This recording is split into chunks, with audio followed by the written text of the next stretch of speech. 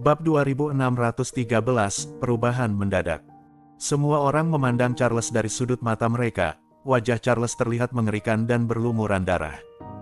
Charles seperti mempunyai kekuatan dalam sekejap. Dia baru saja diinjak-injak di tanah, tetapi di waktu ini dia justru duduk sambil meraung. Seniman bela diri dengan lengan patah di depannya terkejut dan mundur beberapa langkah. Namun, seniman bela diri dengan lengan patah itu tidak melepaskan kesempatan untuk membunuh Charles. Dia dengan cepat mengumpulkan kekuatan spiritualnya dan menendang Charles lagi. Ah! Charles meraung seperti binatang buas lagi, entah sejak kapan tangannya sudah meraih pedangnya lalu menebas kaki yang menginjak dadanya. Ah! Kali ini, seniman bela diri dengan lengan patah di depan Charles juga langsung berteriak. Namun, Charles meraung bagaikan binatang buas, sedangkan seniman bela diri yang lengannya patah berteriak kesakitan, sebab salah satu kakinya terpotong oleh pedang Charles, sehingga tampaklah tulang-tulangnya yang berwarna putih dan berlumuran darah. Awalnya, dia di atas angin dan tidak menganggap Charles. Dia menendang Charles dengan marah, melampiaskan semua kekesalannya karena tangannya dipatahkan oleh Jerry. Karena amarahnya, bahkan sesudah ledakan amarah Charles yang tiba-tiba, dia tidak sadar. Dia masih berpikir untuk maju dan terus menendang dengan keras, tetapi akhirnya kakinya dipotong Charles. Seketika itu juga, Charles meraung marah, dengan kekuatan iblis yang mengerikan di tubuhnya. Dia melompat dengan ganas, menusukkan pedang di tangannya langsung ke jantung lelaki berlengan satu. Lelaki berlengan satu itu bergidik dan menghindar dengan refleks, tetapi salah satu kakinya patah dan dia pun jatuh ke tanah. Dia buru-buru memakai satu tangan dan satu kakinya untuk merangkak pergi. Charles tidak akan memberinya kesempatan untuk melarikan diri. Dia bergegas maju sambil mengayunkan pedangnya. "Minggir kamu!" Seniman bela diri yang lengannya patah itu begitu ketakutan hingga dia berteriak sekeras-kerasnya. Keempat seniman bela diri lainnya juga tercengang saat ini. Mereka tidak menyangka Charles akan meledak dalam sekejap. Sebelumnya, ketika mereka melihat Charles kalah, mereka merasa bangga dan tidak perlu lagi menolong seniman bela diri yang lengannya patah itu. Mereka hanya fokus menyerang Jerry. Melihat hal ini, mereka tanpa sadar ingin menyelamatkan rekan mereka yang berlengan satu itu. Namun, sebelum mereka sampai, pedang panjang di tangan Charles sudah menebas keras tangan satu-satunya yang tersisa. "Bajingan, kamu bahkan memotong sisa lenganku. Aku akan membunuhmu, aku akan membunuhmu." Lelaki berlengan satu itu sudah kehilangan kedua lengan dan satu kaki, dan menjadi lumpuh total. Dia memandang Charles dengan mata merah. Charles seperti dirasuki oleh dewa kematian saat ini. Dia menendang mulut lelaki yang patah lengannya itu habis-habisan, membalas penghinaan dan siksaan yang sudah dideritanya ribuan kali sebelumnya. Buk, buk, buk. Setiap kali Charles menendang, beberapa gigi akan lepas dari mulut lelaki dengan lengan patah itu. Hanya dalam beberapa puluh detik saja, semua gigi lelaki dengan lengan patah itu rontok, seluruh wajahnya tidak bisa dikenali lagi. Nyawanya juga sudah menghilang.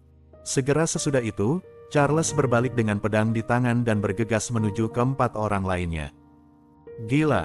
Orang-orang di Kyushu semuanya gila. Melihat Charles dan Jerry yang gila, lelaki berkulit gelap dan kekar itu pun meraung.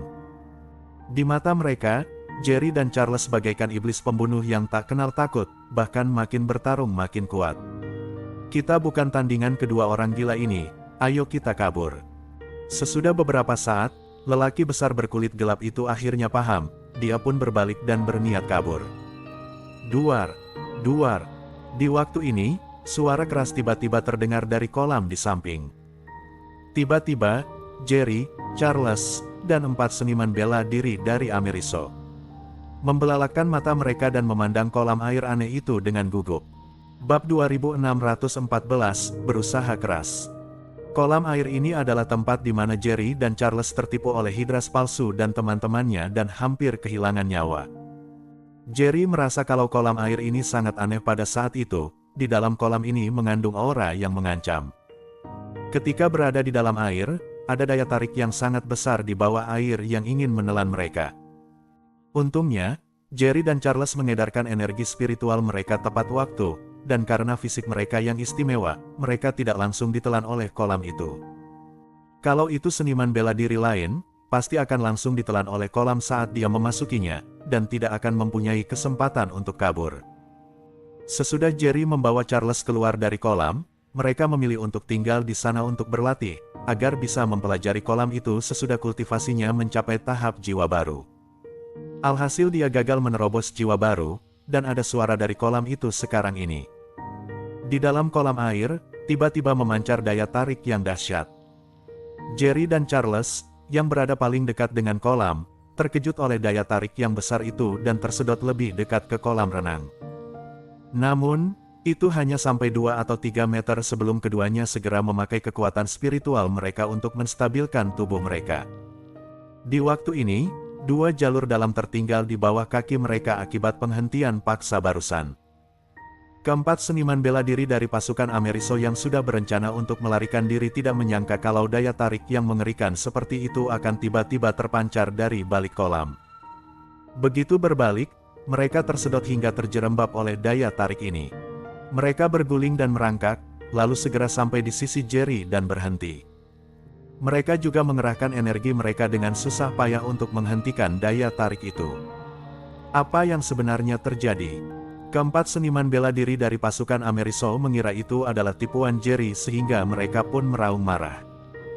Namun segera, mereka menemukan kalau Jerry dan Charles, seperti mereka, juga sedang mengerahkan energi mereka untuk melawan. Di waktu ini, keempat seniman bela diri dari Ameriso mendengar makian marah dari pemimpin Ameriso yang berambut putih dan botak melalui headphone mereka. Kalian semua pecundang. Salah satu dari kalian terbunuh, dan 4 lainnya malah ketakutan karena 2 pemuda dari Kyushu. Apa benar kalian berlima adalah yang terkuat dari pasukan kita? Kalian sudah mengecewakanku. Kalian adalah aib bagi Ameriso. Harga diri dan martabat Ameriso semuanya sudah dirusak oleh sampah seperti kalian. Keempatnya sangat marah ketika mendengar makian itu. Mereka sebelumnya terintimidasi oleh kekuatan Jerry yang kuat dan ingin membunuhnya tetapi tidak bisa. Ini saja sudah membuat mereka sangat marah sekaligus malu. Ketika mendengar hinaan dari pemimpin pasukan Ameriso, kemarahan yang terpendam dalam hati mereka tiba-tiba meledak. Lelaki berkulit gelap dan kekar itu pun berteriak ke headset, "Diam kamu, bajingan tua. Kalau kamu hebat, selesaikan sendiri." 2 orang Kyushu ini ternyata iblis. Siapapun yang datang ke sini akan mati. Kami hanya membantumu menjalankan misi. Kalau kamu berani menghina kami lagi, aku akan berhenti saja. Saat aku kembali ke Ameriso, aku sendiri yang akan memenggal kepalamu, dasar bajingan tua. Kali ini, kelima seniman bela diri yang dikirim oleh Ameriso itu semuanya merupakan orang-orang terkuat di pihak Ameriso. Biasanya, mereka semua sangat sombong. Bagaimanapun, di dunia baru ini, di mana hukum rimba berlaku, mereka mempunyai kualifikasi mutlak untuk sombong. Siapapun yang berani memprovokasi mereka akan mati. Bahkan para petinggi dari pasukan Ameriso pun mempunyai status yang sama di mata mereka. Mereka sama sekali tidak takut kalau ada yang berani menyinggung mereka, mereka punya kepercayaan diri untuk melawan. Bersambung.